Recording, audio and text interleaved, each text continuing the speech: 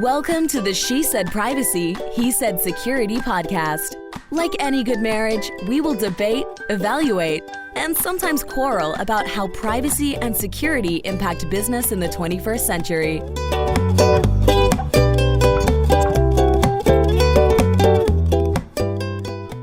Hi, Jody Daniels here. I'm the founder and CEO of Red Clover Advisors, a certified women's privacy consultancy.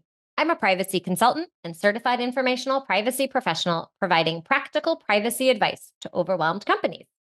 Hi, I'm Justin Daniels. I am a shareholder and corporate M&A and tech transaction lawyer at the law firm Baker Donaldson, advising companies in the deployment and scaling of technology. Since data is critical to every transaction, I help clients make informed business decisions while managing data privacy and cybersecurity risk. And when needed, I will don my hat and lead the legal cyber data breach response brigade. And this episode is brought to you by Ding, Red Clover Advisors. We help companies to comply with data privacy laws and establish customer trust so that they can grow and nurture integrity. We work with companies in a variety of fields, including technology, e-commerce, professional services, and digital media. In short, we use data privacy to transform the way companies do business. Together, we're creating a future where there's greater trust between companies and consumers. To learn more and to check out our best-selling book, Data Reimagined, Building Trust One Bite at a Time, visit redcloveradvisors.com. You ready for some fun? Yes, now that we have our new background. I know. Those of you listening can't tell, but you will have to go check out our video on YouTube because forever I've had a really blank blue wall behind me. For years, I had nothing to put there. And now I have a beautiful banner. I'm so excited about my banner. I touch it all day because it makes me happy. Breaks up the monotony of your blue background.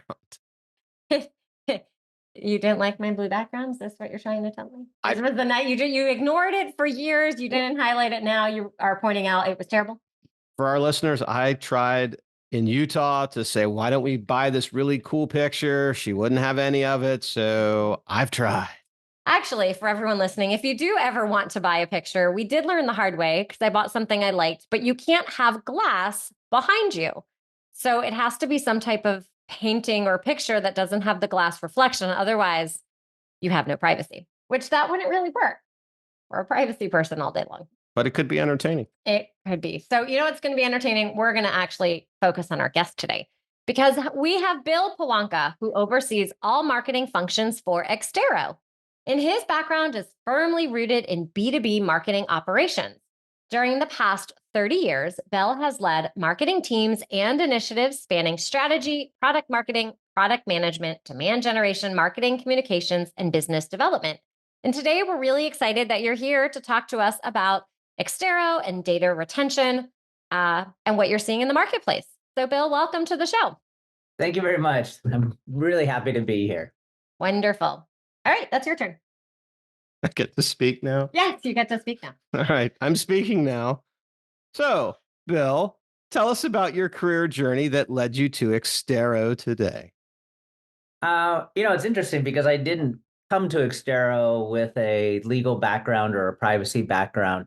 For people who don't know, Exterro is a software vendor focusing on data risk management. The company was founded initially with the notion and vision that if we could combine the disciplines of data science and process orchestration, we could help our customers respond to requests for data more effectively and efficiently and inexpensively.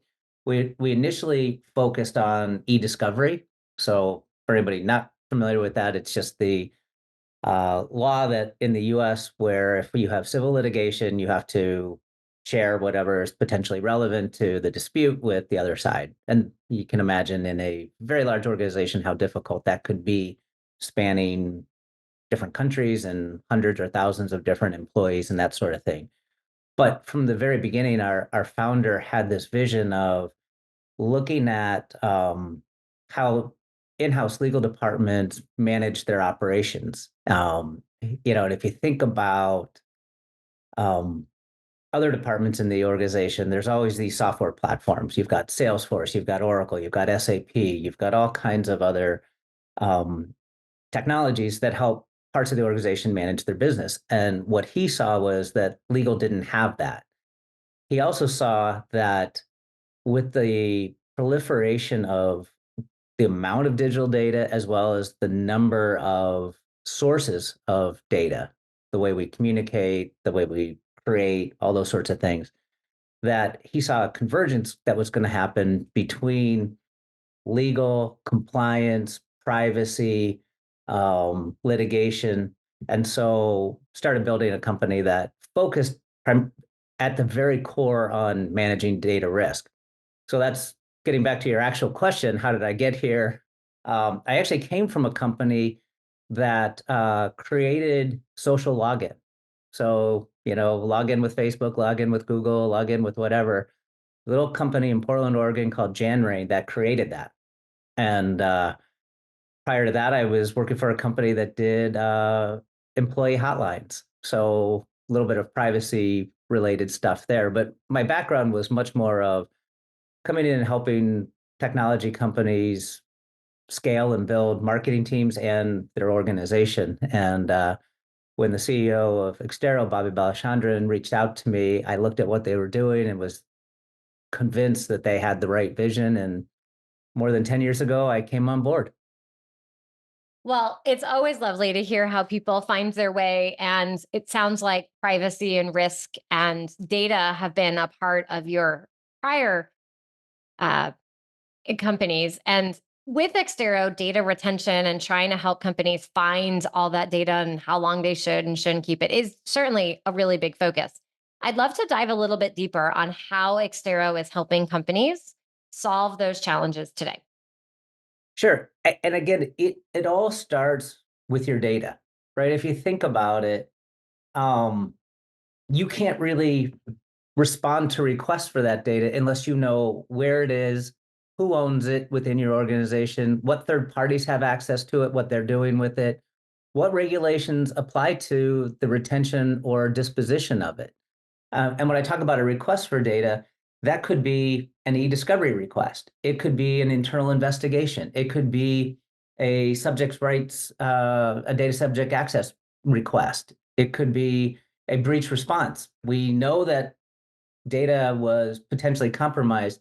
Is there any personal data within that corpus? And if so, to whom does it belong? And then where do they reside in the world? Because there are going to be differing reporting or notification laws depending on the scope and where they are. And all of those things require that basic knowledge of your data, which sounds, easy if you don't really understand just how difficult of a task that is. Um, Again, you think about some of the surveys and uh, reports that are out there of corporate data doubling in size every 18 months.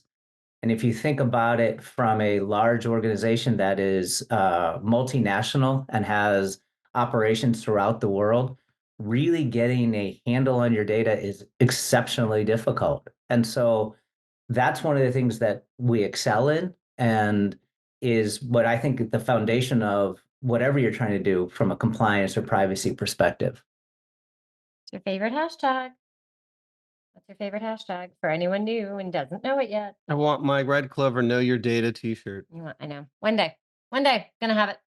Well, I'm interested in a perspective on this, Bill, for both you and Jody. So in my world, increasingly, clients are asked to provide their security questionnaires. It could be a SOC 2. It could be the architecture of our network.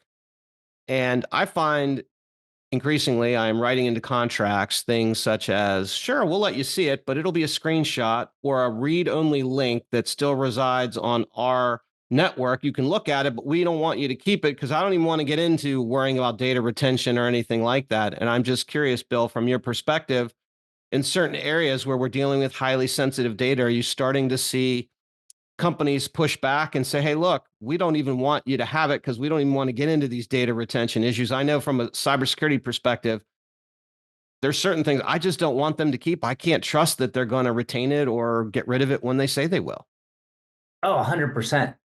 And that, if I move into kind of our e-discovery area, you think about litigation, and there's always going to be times where you need to work with your outside counsel or potentially a legal service provider to help cull through all of that information to try to find the relevant or responsive data, review it, and then determine what you're going to turn over to the other side. You think about the risk where you're turning over all this sensitive data, and with lawsuits, it's probably probably got a lot of your executives' information, even at just the most basic level. What is their email address, or what kind of IP address do they have for their laptop, that sort of thing. And we've seen in that space breaches at law firms, or the loss in the transfer, and it's a huge security risk. And so one of the things that we really encourage people to do and organizations to do is keep the data in house. There's a way to do that, and then put all the appropriate security measures around it. But the less that you're transferring, the lower the risk you're going to have. Well, in theme with our she said privacy, he said security. So you asked your security question. I'm going to ask my privacy question. Bill, how has the influx of privacy laws impacted data retention programs? I know you know this. I mean, the thing, I just But laugh our because listeners want to hear your perspective. well, it's humorous at one level because we have had retention policies forever, right? But most of those retention policies were in a 3-ring binder and sat on a shelf and got dusty. Nobody wanted to actually push the button and delete, right? There was, for years, of course, you want to get rid of data. By having the data, it's discoverable in litigation. It's potentially putting you at risk if you have a security incident. It costs money on for storage. There's no reason to keep the data. That being said, nobody wanted to delete the data. The alternative was, well, storage is getting cheaper and cheaper. And yes, there's risk that the data might get compromised or it might be discoverable, but I'm afraid of doing that career limiting move of pushing the button and getting rid of data that, oops, I shouldn't have gotten rid of. So nobody really operationalized retention. With the laws coming in now, it's part of the laws, right? It's not just you have to have a retention policy. You actually have to execute on that. And the enforcement agencies are ratcheting up the fines and their actions, particularly when there's a security incident and it's determined that there was data that had no business purpose for being retained and should have been defensively disposed and part of the retention program. So what we're seeing is GDPR and all the very similar laws around the world, India and Canada and everywhere else. All of those have this component of ensuring that you have an operational retention program, meaning you're actually doing it. And that's what's driving the focus on retention much more than I think the risk of the data actually getting breached or something like that. It's the enforcement agencies. And I think you're going to see that more and more as enforcement actions continue to increase. Well, it does appear that we need some laws to get companies to dust off their paper policies and identify a program that will actually work. And it is scary. I've seen some companies actually, they had such a stringent deletion policy, they actually deleted their data inventory and had to start all over.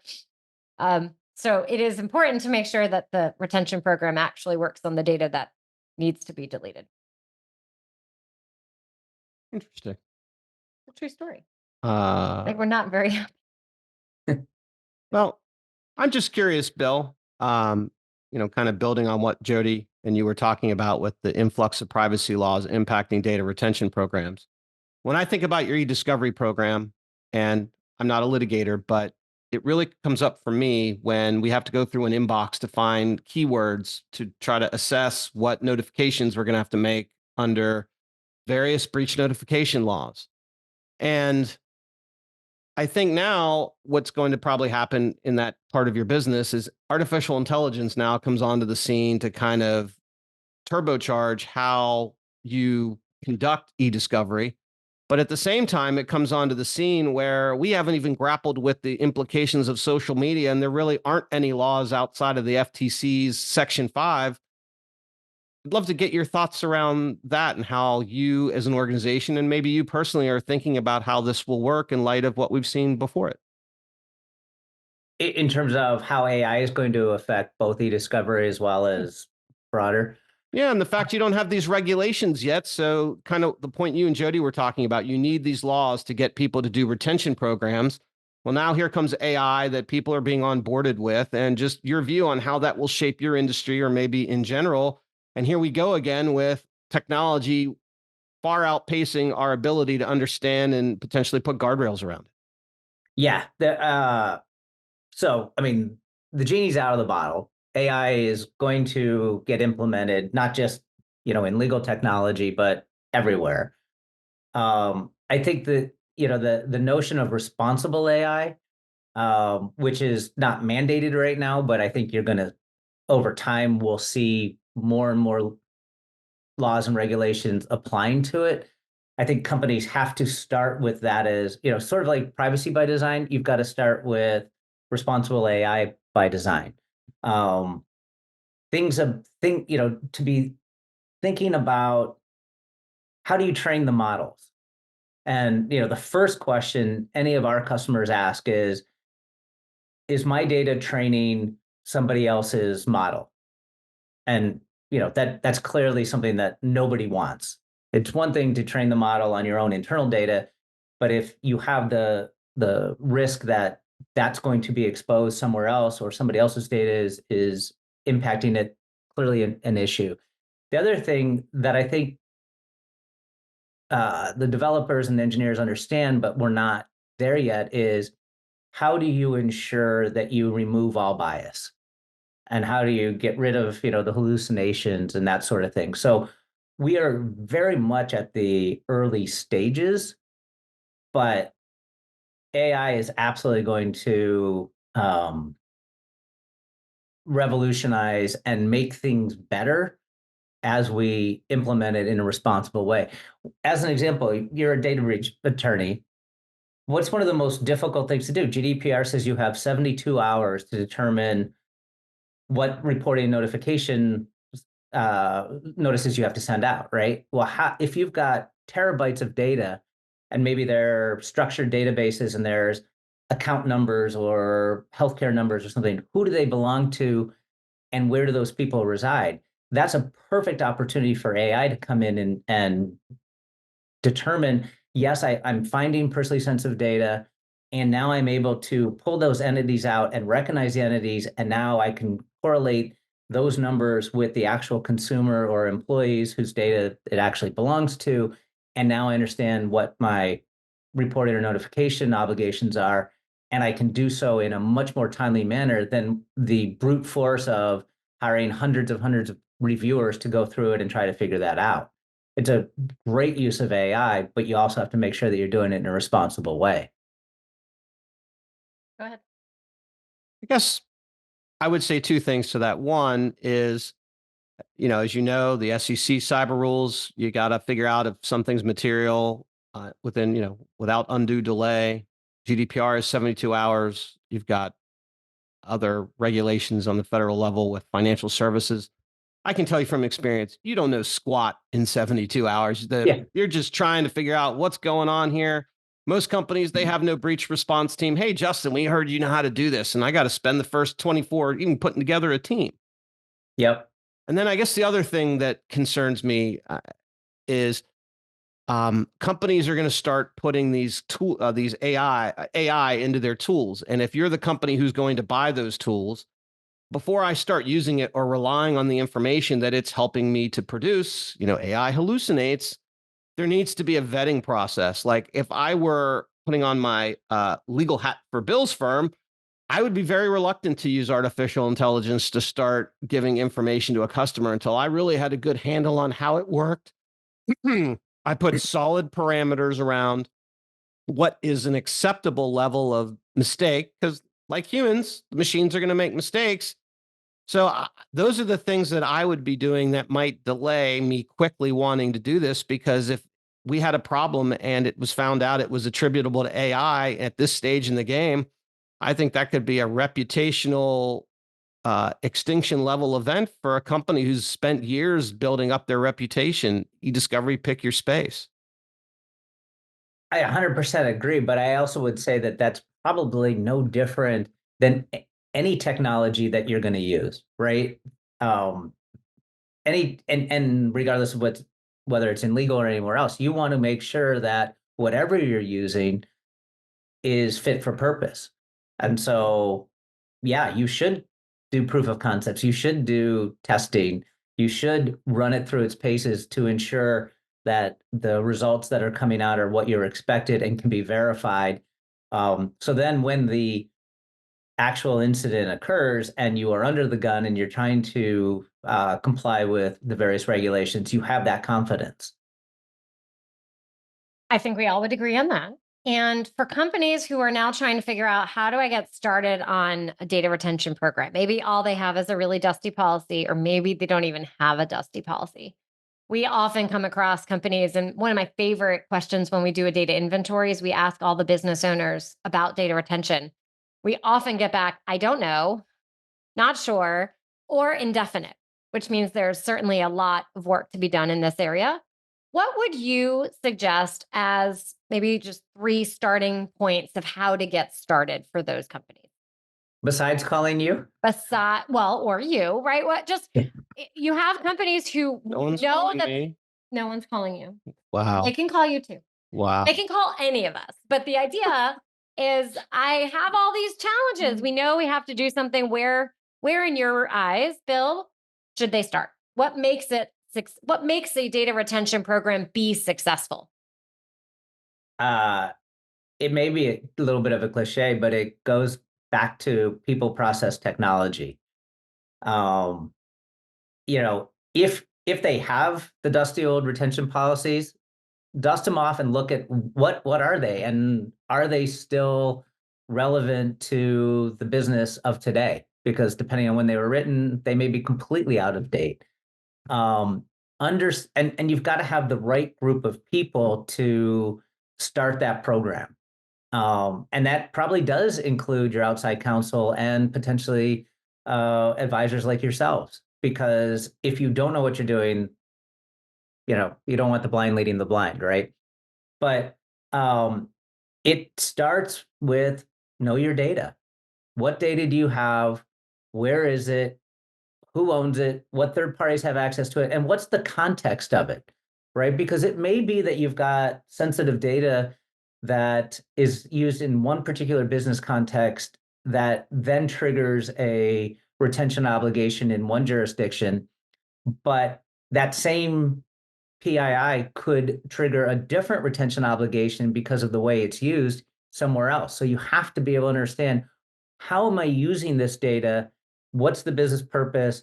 And then how does that relate to the various retention or disposition regulations around the globe? And obviously, where do you operate? Because it doesn't really matter what the retention obligations in India are if you don't have operations there. Right. So, Justin, you get the first phone call. Then they decide on the software, the consulting piece. So, see, you get to get started. You told me I don't get called. I take it back. I can play back the transcript. Well, you know what? I stand corrected. What? I may fall off my chair. You can go back to the transcript. All right. Well, Bill, as we sit here in February of 2024, overall, what are your thoughts around the big privacy challenges that you think companies are facing at this moment in time? if I take a US centric approach to it, I think that what we're seeing is we're still at the very early stages. Um, it's interesting, like when we go to the IPP shows or privacy security risk, the different conferences, the conversations we have with people who stop by our booth, there's a lot of people that are really new to the privacy area. And they're still struggling with what do I need to do? And I think when we had, the CCPA as kind of a driving force, you had a lot of organizations put in almost checkbox type technology and programs.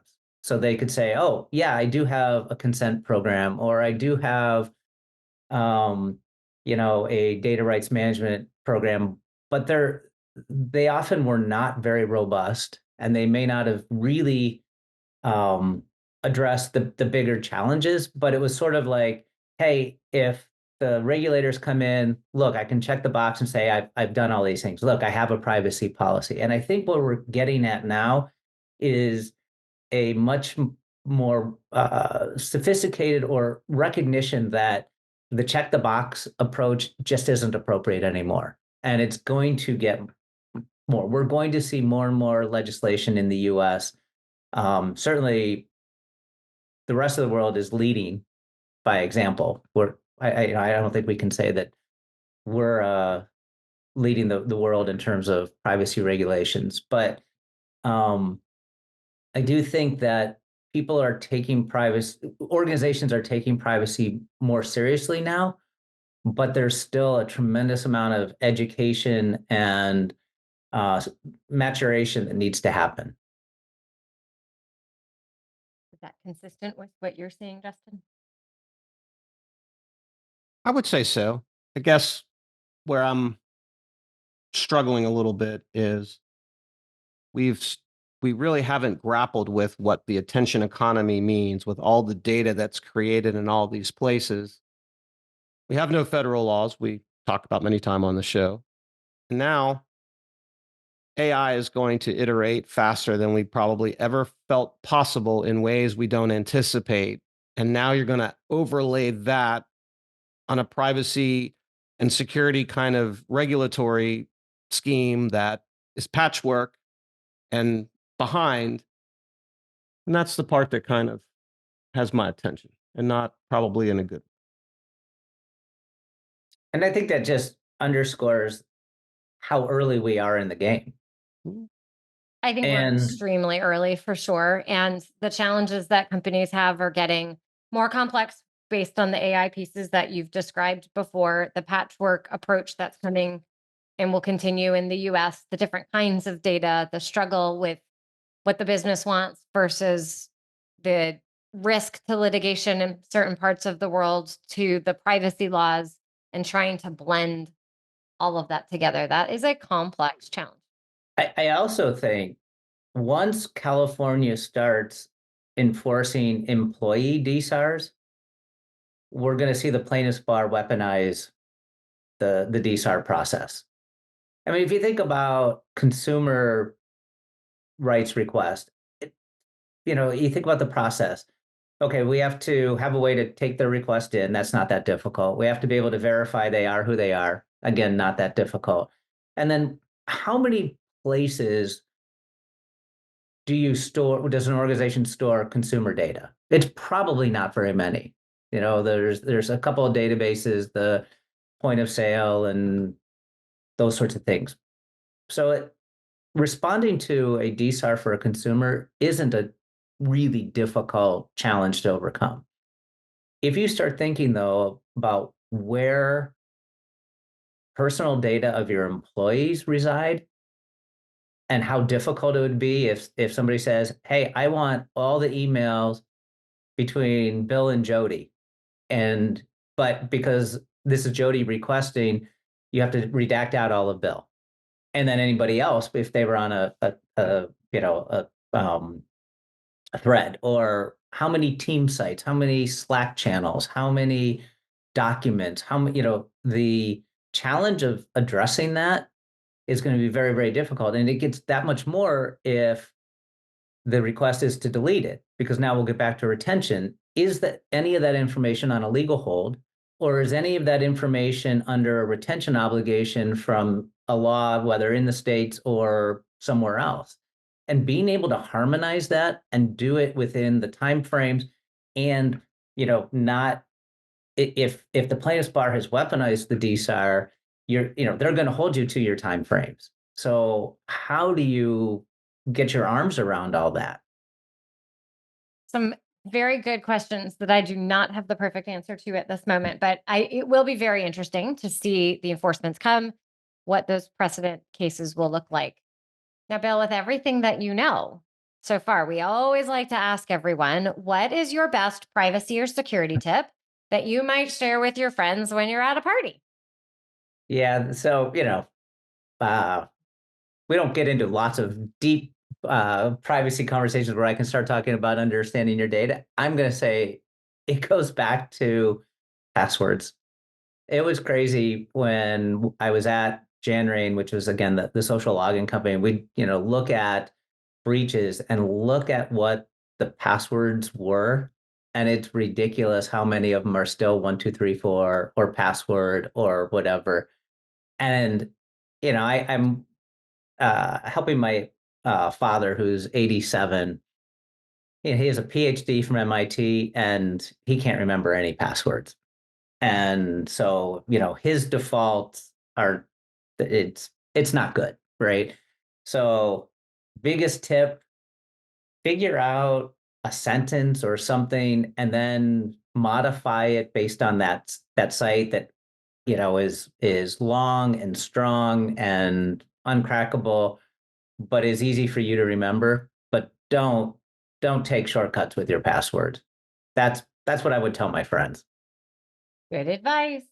It is still shocking that people use 1234 and password. I mean, you read about that. To hear you say it, Bill, it's just very fascinating to me. It's one of the best lines from Spaceballs. No, that's why Planet the movie Druidia, quoting Bill. is for you. What? That's why movie quoting is for you. It's not my specialty. I'm really good when there's a phrase and I can break out into song because I recognize it in a song. Well, maybe I'll have ChatGPT do a Red Clover song. No, that's not it. In other words, someone says something and I recognize that phrase from a song, and then I just keep singing the song. That's what I'm good. Well, Bill, since we're being a little frivolous, when you are not practicing privacy, what do you like to do for fun and frivolity? I'm big on activity. So usually my early morning is about a 5 mile walk with my dog. Love to play golf. I love to hike. I love to do those sorts of things. And then in the evening, it's cooking. I'm a bit of a foodie, fine wine, good craft made cocktails. I make my own bitters. I make my own syrups. My wife and I love to try new recipes and get spend time in the kitchen. Well, maybe But I'll I'll going back to the movie quoting. I'm of the generation now where I'll be sitting in a staff meeting, and I'll pull out a Spaceballs or something else quote, and I'll just be met with blank stares.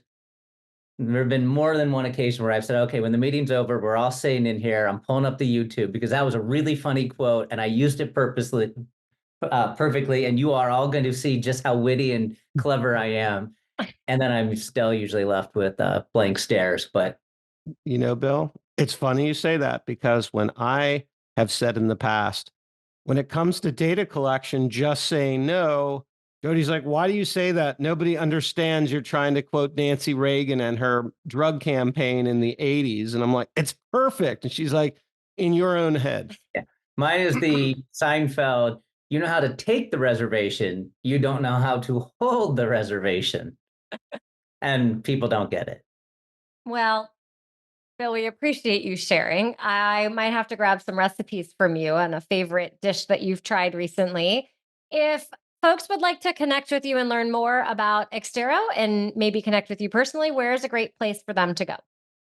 You can reach me, Piwonka at Exterro.com, or you easily find me on LinkedIn. And if you want to learn more about Exterro and our privacy solutions or our broader data risk management solutions, come to our website at exterro.com. Wonderful. Well, Bill, thank you so much for sharing all of your fabulous data retention information and cooking info with us. We really appreciate it. Very welcome. Thank you for having me.